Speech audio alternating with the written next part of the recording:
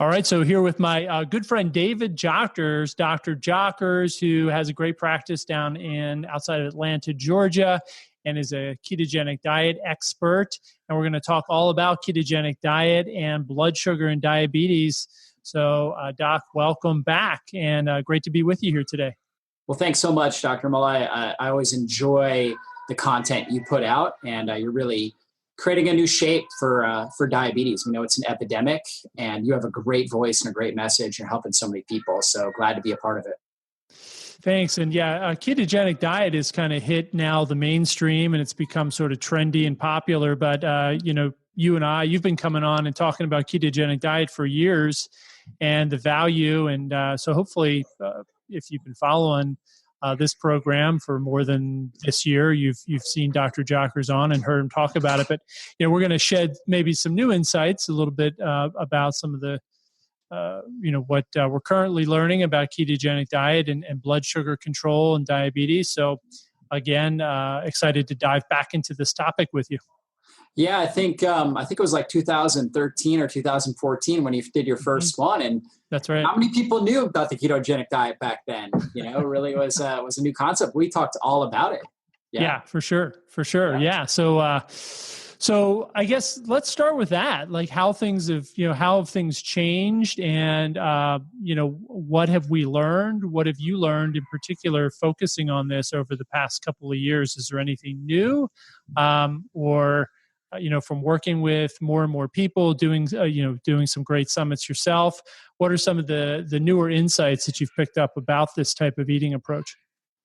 Yeah. So just for the listeners, ketogenic diet is a very low carb, high fat, moderate protein diet. So we take out the sugars, grains, all the higher carbohydrate foods, even fruit and even starches like sweet potatoes, carrots, things like that. We take those out, we replace those calories with healthy fats like avocados and olives and olive oil and butter. And of course, we recommend grass-fed, pasture-raised meats and pasture-raised dairy and things like that, coconut oil. So we're replacing those calories with the healthy fats. And what we do is we teach the body to become a fat burner. So by taking in these fats, the body has to get good at burning fat. And that includes your own body fat. The cool thing about using fat for fuel is it's very satiating, meaning that it gets rid of hunger and cravings. You eat it and then you're not hungry. In fact, most people realize within a few days of starting this diet that their cravings go away, that they're able to go longer periods of time without food, and they don't really think about food. And what happens when we do that is our insulin levels start to drop. And of course, if you're a diabetic or interested in diabetes, you've heard of insulin. So insulin is this amazing hormone that helps take sugar out of the bloodstream, puts it into the cells. And we need insulin. It's absolutely critical. However, if we have too much insulin, it's going to promote inflammation, fat storage. It's going to cause a lot of problems in the body. And so we want to get that insulin level down into a normal optimal level. And a ketogenic diet really, really helps with that. And the cool thing is lots of research coming out, not only on the therapeutic benefits of ketones. So when our body starts to break down these fatty acids for fuel, fat itself, fatty acids can't fuel the brain. They have to turn into another molecule, water-soluble molecule called ketones, that can cross through the blood-brain barrier and fuel the brain. So if your body's not good at producing these ketones, and your blood sugar goes down because maybe you've taken a while between meals, maybe you're fasting for 16 hours or something. If you're not producing the ketones, you're going to get hypoglycemic types of responses. You might get irritable, you might be shaky, heart palpitations, you might be sweating, feeling dizzy, you could even pass out. So the body actually creates these ketones to get up through the blood-brain barrier and fuel the brain. And what we know is that the brain runs really, really well off these ketones. In fact, the ketones reduce inflammation in the brain. They actually turn on, they're called epigenetic influencers, where they turn on positive genetic traits within our brain. So they actually turn on genes within cells that help keep inflammation under control. These genes help promote lower levels of oxidative stress. They promote optimal levels of neurotransmitter production. So it just really helps us feel balanced. We don't have the anxiety. We're able to concentrate at a really high level.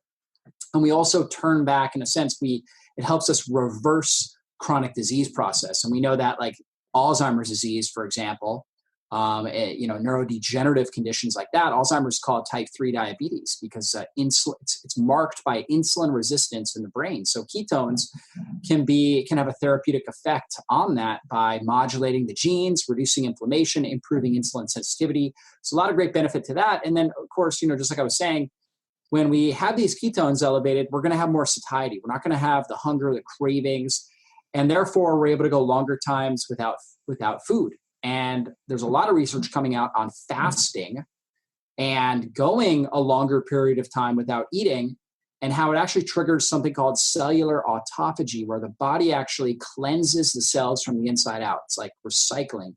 So our body itself, when we're in times where we don't have much nutrients because we haven't eaten in a while, will actually go in and break down the old decaying cells and cellular organelles. So we have like mitochondria within our cells, and we have these things called endoplasmic reticulum, and they all have really important functions. Mitochondria produce energy within cells. Endoplasmic reticulum play a role with producing DNA and RNA strands, and creating proteins for that. And so when these are damaged, the cell can't function well. We can't produce energy well. So the body itself will say, okay, I need more nutrients. So it will go in and will break down old mitochondria that are not functioning well, diseased mitochondria, reuse the parts, and create something new, a very new, healthy, really robust mitochondria. It's super cool. It's like, basically taking old plastic that's been used and creating something new, that we can now, use with that. So basically the body is taking worn out cells and recreating new cells. And so fasting and the ketogenic diet, or getting into ketosis, really powerful ways to reverse the disease process in the body, to help our body become more biologically younger. So you may be 60 years old, but biologically, when you start practicing healthy lifestyle habits like this, you can have a biological function of, a 35-year-old at 60, because your body is regenerating itself on a regular basis. And so that's some of the new stuff that's been coming out, and even extended fasting, which for a type 2 diabetic right off the bat, I don't recommend, but has been shown to stimulate stem cells, which can be really promising. In fact, a lot of people are starting now to talk about type 1 diabetes and the ability to basically stimulate our body's own natural stem cells, and how that could actually reverse type 1 diabetes. A lot of research needs to be done on that, but the early reports are promising. Wow, very cool. So you were talking about two different things, and I'm sure most people gathered this, but I just want to reiterate. So you're talking about fasting that has certain benefits. You were talking about ketogenic diet and blood ketones, which provide other benefits. And we can get into both of those in a little bit more detail. But I think one of the things that they both do is they both tend to reduce circulating insulin. And I think that's really important, because most people with prediabetes and even type 2 diabetes and even metabolic syndrome and blood sugar dysregulation, most of them have issues with insulin signaling and the communication between insulin and the cell, which ultimately leads to insulin resistance and hyperinsulinemia, which means there's too much insulin in the blood. And insulin does a couple of things. Insulin stops us from being able to properly oxidize or utilize fat. In the presence of insulin, it becomes very, very difficult to metabolize fat properly. It also shuts down the production of ketones. It's an inhibitor to ketogenesis. So it shuts down when you have too much insulin, you're not producing these ketones. And we just talked about all the benefits of having circulating ketones in the body. And it, like begets like, when you have too much insulin in the blood, your insulin receptors start to become blunted, you become even more insulin resistant, and then you're not able to properly use glucose either. So You're not metabolizing fat properly, your blood sugar's going up, you're gaining weight, and you don't get the benefits of having these ketones circulating in your blood. So I think some of the things you mentioned there, fasting and doing a ketogenic style diet, can both reduce insulin. I think that's really valuable. Yeah, it's powerful. And the other thing about insulin is that it actually activates pro-inflammatory gene pathways. So it helps activate something called the inflammasome, which is like an amplifier for inflammation, telling the whole body, promote inflammation, promote inflammation. It's interesting why that is, because see, when our ancestors, really anytime we eat, we're going to take in microbes. Okay, so like we eat something, even if it's, been sterilized or cooked, there's microbes on that food. And so the body, we know that systemic infections have killed more people in the history of mankind than anything else. So like basically an infection getting into our bloodstream. You think about things like the bubonic plague, right? So infection that got in, spread wildly throughout the body, killed, half the known world.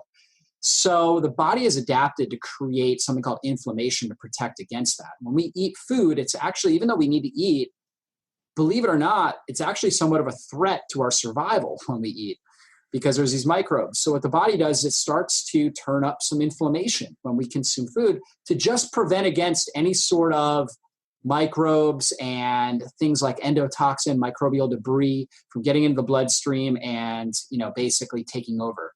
So when we are eating higher carbohydrate foods, things that are going to really stoke insulin, or just eating very often throughout the day, we are constantly triggering those inflammatory pathways. And basically that's going to create almost like a, like a siren or a huge alarm going off throughout a whole city. It's basically telling every system of the body, inflammation, we're under threat. And that's the problem with high circulating insulin. It's one of the big issues, is we got to turn down that inflammation and, allow the body to start responding to those messages, become more sensitive to those messages. And that's really where a ketogenic diet, exercise, good sleeping habits, fasting, these things can be really powerful to do that, to turn down the insulin dial. Yeah, for sure. So you talked earlier about ketones and some of the benefits of having circulating ketones like beta hydroxybutyrate in the bloodstream. Can you describe how this sort of cycle of how we get into ketosis and whether or not sort of like the average person eating the standard American diet ever goes into any level of ketosis, and sort of what the scale is of different levels of nutritional ketosis and kind of where the benefits lie? Absolutely. So basically, right now we consider nutritional ketosis when your blood ketone levels are at 0.5 millimoles or higher. Some people say it's 1.0, somewhere in that range. The average individual eating a standard American diet may get up to 0.1 millimoles. And that's only if they take a long time between their dinner and their breakfast. As we start to do intermittent fasting, those ketone levels are going to go up a little bit. Okay, like you could eat really bad food, but only eat one meal a day, and your body will start producing some ketones at a higher level, possibly even getting into nutritional ketosis. It's not the ideal way to do it. We want to eat nutrient-dense foods, but spacing out meals is one element, one way that you can get these ketones up. So 0.5 millimoles is basically when your body's in nutritional ketosis.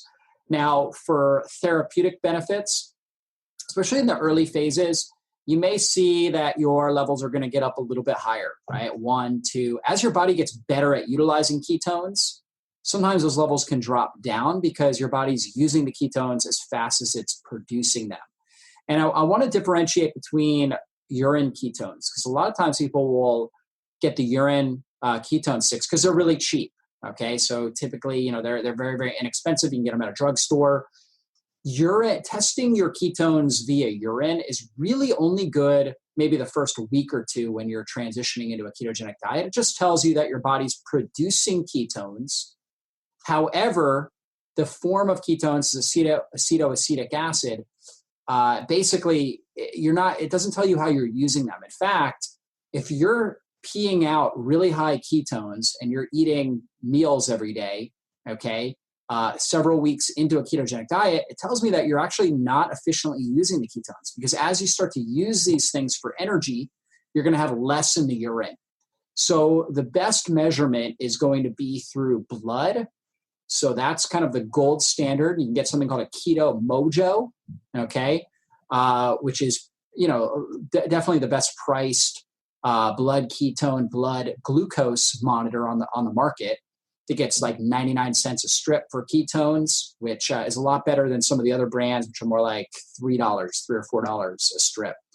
And very inexpensive for blood glucose too. So you can test your glucose and your ketones with the Keto Mojo. Just go to there, just look that up on Google, Keto Mojo. So you got one of those, or you can get a breath meter. Okay, so there are things like the ketonics. There's another one called the level. So these are things you can breathe into, and your body, when you're burning fat for fuel, you will produce one of the ketone bodies, acetone, and you'll actually exhale that. So that's also a really good measurement of fat burning, especially it's something that's obviously you can be testing throughout the day without pricking your blood, and it's a one-time expense. So these machines are more expensive up front, but you're not constantly, having to, put more money into it to buy more strips. So, and they hook into your software on your computer and your iPhone and things like that, so you can kind of monitor where you're at. So these are ways that you can test. And I do recommend testing in the early phases, especially if you are somebody that's like a type 2 diabetic, somebody that's trying to manage a disease condition. Really a good idea to test. Over time, as you are testing, you're gonna notice with this kind of biofeedback response where you know how you feel when you have a certain level of ketones in your blood. And you just feel really good. You're able to go long periods of time without food and feel very mentally sharp, very energetic. So normally, if you were to go 16, 18, 20 hours without food, if you did not have elevated blood ketones, you would feel dizzy, you would feel hungry, irritable, maybe nauseous. You may not be hungry, you may feel nauseous. You just would not feel good. You feel fatigued. You may have anxiety, heart palpitations, all these unwanted responses because your body's going into panic mode because the brain doesn't have enough sugar. However, if you feel good after 16, 18, 20, 24 hours without food, somewhere in that range, it's because your body's produced these ketones and your brain is getting all the fuel that it needs. Your blood glucose will be lower, yet you feel really good. And so you'll start to know how you feel over time as you're testing. But in general, that's what we're looking for, is get those blood ketones somewhere between 0.5 and, typically if you're not doing an extended fast, you're probably the highest you're going to see is about 3.5 or so. You shouldn't see higher than that. Diabetic ketoacidosis, which is a pathological state, is different than nutritional ketosis because that is when the ketones are really high, like over 15 millimoles. So again, we're looking in that range at 0.5 to maybe up to 3.5. So it's not a disease state. You're not in trouble unless it's like up over 15. And what you'll also have with diabetic ketoacidosis is really high blood sugar because your body is so insulin resistant, it can't get sugar or the ketones into the cell to fuel it. Your body's just producing massive amounts of ketones, and that could be a serious condition. However, nutritional ketosis is elevated ketones, but mildly elevated and lower blood sugar. So your blood sugar is going to be like 80, right? Maybe lower. It could be in the 50s, right? But yet you feel good. In the morning, it tends to be a little bit higher. So if it's, 100 in the morning, I wouldn't panic. Okay. If you feel good, your blood ketones, are over 0.5, don't panic. Okay. It will come down as the day goes on. It's kind of normal dawn phenomena where you have elevated stress hormones in the morning to wake you up, gives you a little more energy in the morning, and it will also elevate your blood sugar a little bit in the morning, but it will come down as the day goes on. Whereas with ketoacidosis, you have very high blood sugar, like 200, 300, and really high ketones, over 10, 15, sometimes 20 in that range. And that can be really, really troublesome. Yeah, and just a quick word of caution.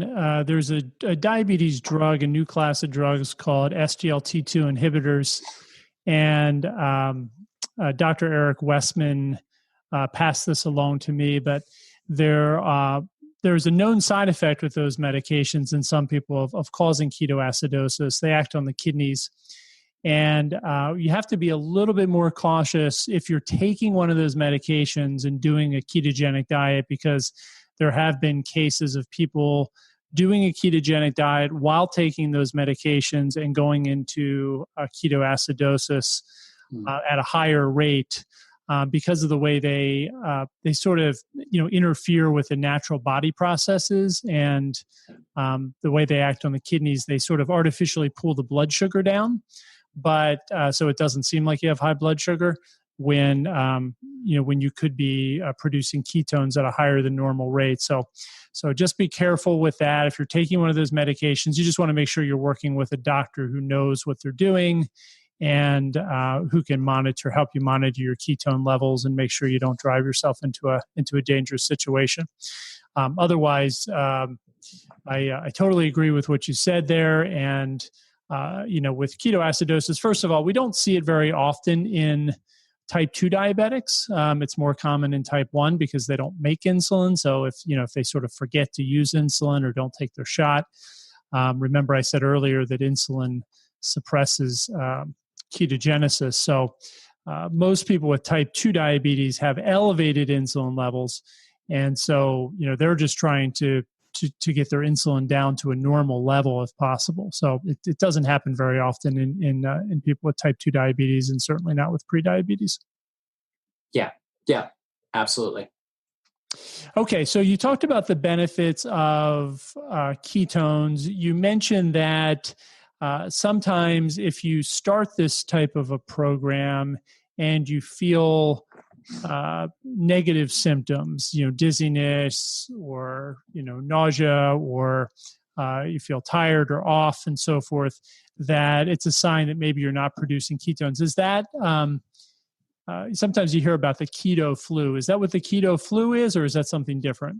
Yeah, absolutely. So basically the keto flu is this transition period, because when you're so used to running off of sugar or glucose, your body has a big transition to run off of fat and ketones. And sometimes it can take a week or two, right? Sometimes it can take, almost a month for some individuals. And so big keys with that, making sure you're staying well hydrated, making sure you're actually taking more salts in. This is counterintuitive to what people learn. Most people hear you need to be on a low salt diet because salt elevates your blood pressure. And that's true if you're on a high carbohydrate diet. See, when you have high insulin, because again, you're eating higher carbohydrates like the standard American diet, or even, the diet that the American Diabetes Association recommends. What happens there is you have high insulin. So insulin helps you retain sodium. When your insulin drops because you're on a ketogenic diet, now you actually excrete more sodium. And so you need the electrolytes, you need salts. So taking a little bit of salts, whether it's just a pinch on your tongue and then drinking some water, can make a big difference. Also salting your foods well. You don't need to over salt, just salting your foods to a preferred flavor is really good. I also recommend a lot of trace mineral rich foods when you're consuming food. Things like bone broth and sea vegetable like kelp and nori and dulse and things like that. Wild caught fish, wild caught salmon and tuna and things like that can be helpful. Sardines, olives, olive oil. These are great foods. Avocados, dark green leafy vegetables, grass-fed organic animal products. These things are all very trace mineral rich. Cucumbers, celery. These are foods that we want to be consuming on the diet so we can get the electrolytes that we need. And I think that's a really important thing. And then the other thing to remember is that when our body's going through this metabolic switch, it is a stressor. Even though it's healthy for the body, it's a stressor on the body. When you think about like exercise, I think all of us have experienced it where we've taken time away from exercise. And then we went and we were like, okay, I'm going to get a really good workout in today. We worked out and we were really sore. We noticed our energy wasn't as good, our strength wasn't as good, and then we were sore afterwards. And if we based our whole experience off of, that one experience, if we based all exercise off that one experience, we'd probably say exercise isn't healthy. But we know that over time, the body's going to adapt. You're going to get stronger, more fit. The delayed onset muscle soreness you experience reduces, and your body gets more resilient to stress. Well, it's the same thing with going through the ketogenic adaptation. In the beginning, it's not necessarily going to be comfortable, But over time, as long as you're doing the right things, your body's going to adapt. You are going to get stronger, more resilient. You're going to get keto adapted. And that's like the promised land. It's like you just feel great when you are in that keto adaptation phase. And the whole time, you're actually reducing chronic disease, reducing inflammation, allowing tissues and cells to heal and repair, and reducing that biological age. So it's a worthwhile venture. But in the beginning, there are a lot of things you want to do. We talked about the electrolytes, making sure you're really focusing on good sleep, keeping your stress levels down in general, getting out and moving, going out and taking walks, getting out in nature as much as possible can be really helpful for basically helping your body adapt faster. When does someone know if they should use exogenous ketones? You talked about some of the benefits of ketones. So can they benefit anyone? Is there a greater benefit to endogenously produced ketones versus ones that you might take? And when should we consider maybe supplementing the diet with some exogenous ketones? Yeah, exactly. I mean, that's a really great question. Exogenous ketones are basically, they're made in a lab, but they are ketone compounds that mimic what our body makes, beta-hydroxybutyrate that our body makes and runs off of. And exogenous ketones, where they can be advantageous is in that adaptation stage. By getting ketones into your bloodstream right away before your body's good at producing them endogenously, your body starts to recognize, okay, I've got this ketone molecule, I need to get better at using this for fuel. So it's saying, okay, well, my sugar's going down. Haven't eaten, my blood sugar's going down, but I've got this alternative fuel. I can use this as an energy source, helps you be more energetic, more mentally clear. And at the same time, you're initiating the adaptation process where your body gets good at utilizing these ketones much quicker. So that adaptation phase, great time to use exogenous ketones. In general, obviously, we want to get the body producing its own ketones and using them very effectively. But the adaptation phase, I see it being very effective. Other times where it can be effective are if you are, going to come off of the diet, actually taking some ketones. Let's say you're at a party, you're like, okay, I already know I'm going to eat the cake, right? I'm going to eat all the sugar. Actually taking, even though I don't necessarily endorse doing this on a regular basis, taking the ketones before you do that will reduce cravings, hunger. You just won't have the desire to consume as much sugar, and you'll get less of an inflammatory response when you are consuming that sugar. And I think that's really beneficial. So it can help somebody as they're going through that, and it's also really helpful for just reducing cravings in general. Also, athletes can use it like before a workout, after a workout. Oftentimes, what I'll do is I'll use exogenous ketones and branched chain amino acids after my workout. So even though my body's producing ketones, I do that because, in a sense, I'm just actually adding a little bit more fuel to the fire, getting those ketones in. And I notice that it's easier for me to go longer after my workout, even though I might have fasted for 18 hours. I can easily go longer without eating if I wanted to, or if I do eat, because I do a lot of fasting. If I do eat, I just I don't feel the desire to overeat, which has been an issue in the past when I'm only eating 1 or 2 meals. Sometimes I eat too much and I feel a little bit bloated. When I take the exogenous ketones after the workout, I notice that goes down. The amino acid's really good for my muscle cells and for helping me adapt and recover from the workout. So that's where it can be advantageous. People that are doing like long distance training, getting those ketones in their system. Like if I was a basketball player or soccer player and I'm doing 2-3 hour practices, NFL, I would definitely be drinking ketones with amino acids and electrolytes during the workouts or during the practice sessions, because I'd want to be able to be fueled at a really high level. And the cool thing is when you're running off of ketones, you need less oxygen. So you're able to do the same amount of work in the practice session, but you're not as oxygen deprived, right? So you're not breathing as heavy, and it actually creates more energy efficiency for you, and you're able to do more, and you actually notice improved performance. So a lot of good benefits there. Very cool. There are a few things that I commonly hear from detractors. One is that a ketogenic diet is not safe long-term, that if someone has a thyroid issue, or even if they don't, it can suppress thyroid activity and maybe even cause hypothyroidism. And then the other one I hear often is that it leads to insulin resistance. Can you just give your sort of quick rebuttals to those? Yeah, absolutely. So there is some half truth in some of those. So basically, when it comes to insulin resistance, that's just not true. Basically, it helps improve insulin sensitivity by keeping insulin down. So your body becomes very sensitive to the insulin that it is making. Now, when it comes to thyroid, there are several different classifications of individuals. And there are some individuals that already have fairly low insulin. Okay. And so if you're somebody that's tends to be a hypo producer of insulin to begin with, oftentimes you just deal with a lot of hypoglycemic type issues. And these individuals are typically, although not always, are typically very thin, very lean, don't have a lot of muscle mass. Okay. And these individuals, we need insulin in order to convert T4, which is your inactive thyroid hormone, to active T3. So if we go on a ketogenic diet with somebody like this and we suppress that insulin too much, we can get a downregulation there. So some individuals need to go in and out of ketosis, all right, where they are in ketosis maybe for a day or two and then out of ketosis with, having a good feast meal where they might consume a higher amount of carbohydrates. We call it diet variation or feast famine cycling, where the body goes through periods of time when we're under consuming calories, possibly through a ketogenic diet or through intermittent fasting. And then also times where we are consuming a lot, okay? And getting that insulin bump that we need.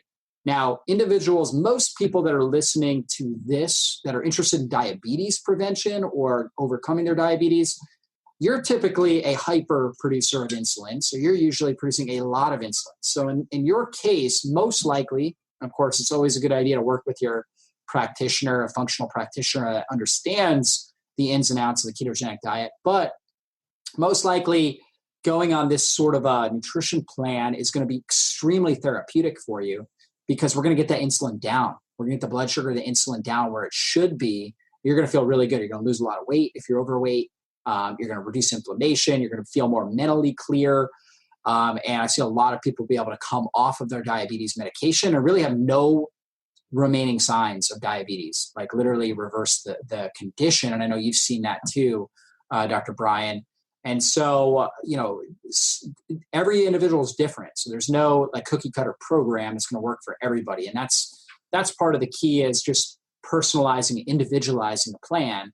But for most people that are interested in diabetes, okay, ketogenic diet is a great starting place. And then as far as adding in a feast day every now and then, for some individuals, they're going to respond better with that. Other individuals, it can totally throw them off, okay, because they're so insulin resistant. So again, a personalized approach is the most important thing. As far as long-term benefits to being in ketosis, I think there's an incredible amount of long-term benefits, particularly people who have that tendency to be insulin resistant. Okay, those individuals probably should stay in ketosis, year round.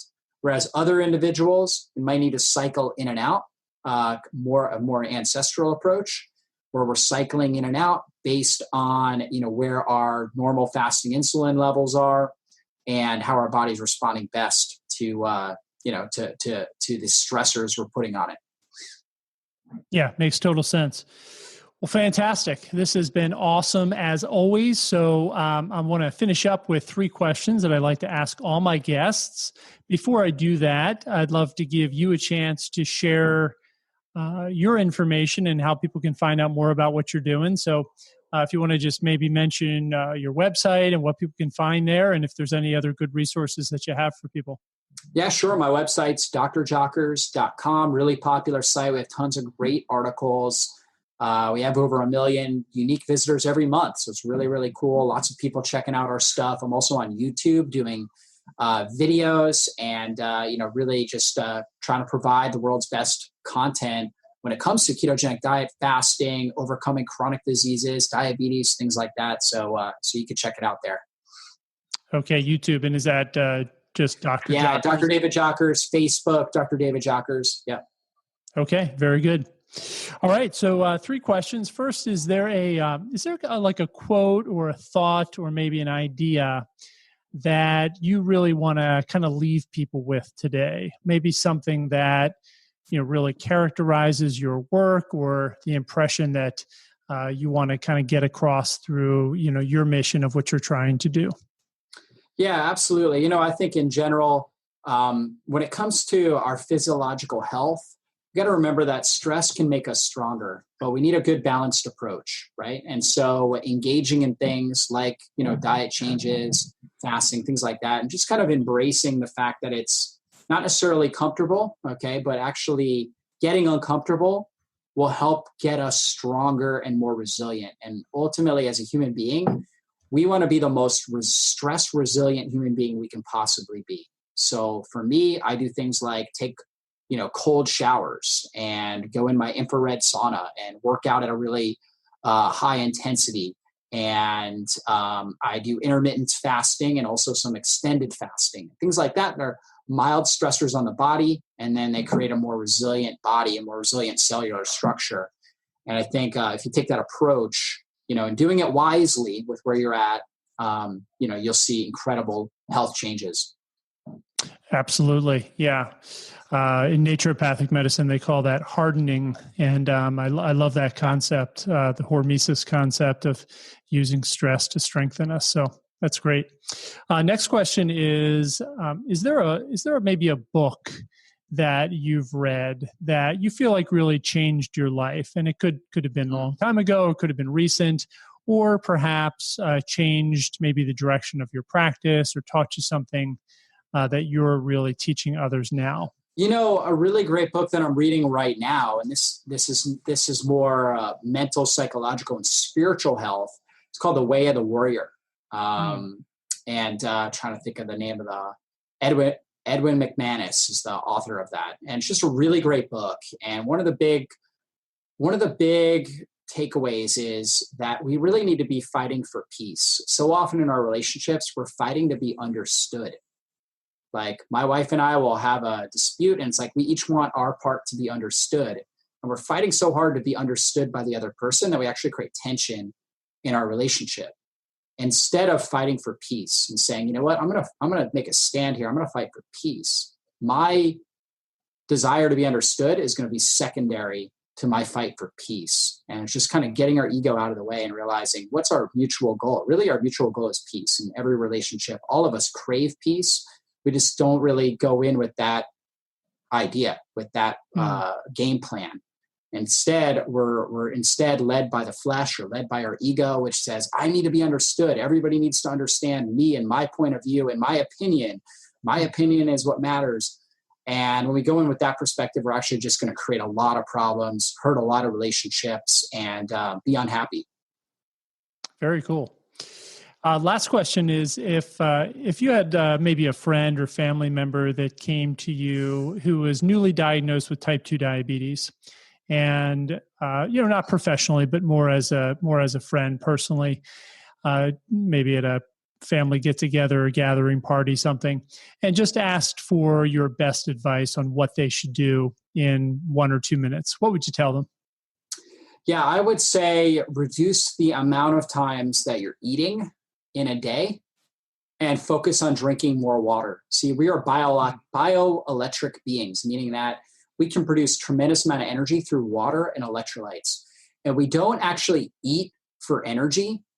When we consume food, we're really eating for building blocks for cellular repair, for adaptation and recovery. But for energy, water and electrolytes will give you incredible energy. And everybody's experienced eating a big meal like Thanksgiving, and then we want to take a nap. So we take in all this potential energy, but we feel tired. Yet when you actually fast and you get good at it, you hydrate your body well. And that's where most people who've had a bad experience with fasting don't do well. Like you wake up in the morning, finish your dinner by 6, wake up tomorrow morning and drink 16 to 32 ounces of water with like a pinch of salt, maybe some lemon in there if you want to in your water. before you even think about eating. And what you'll notice is that you actually have less of an appetite. You feel really energized. Your brain feels really good. Okay. And if you do that, you'll notice a big difference in your life and your health. And that's really simple, easy things. And actually it saves you money. Perfect. Dr. David Jockers, thank you so much for being on with us again today. Really appreciate your time and all your wisdom. Thanks so much, Dr. Brian. Always a privilege and an honor to be on with you. Dr. Jockers, that's DrJockers. Check him out, drjockers.com. And Doc, again, appreciate it. For all of you who are tuning in and watching, thanks for being part of this program. And we'll see you back next time with another expert interview.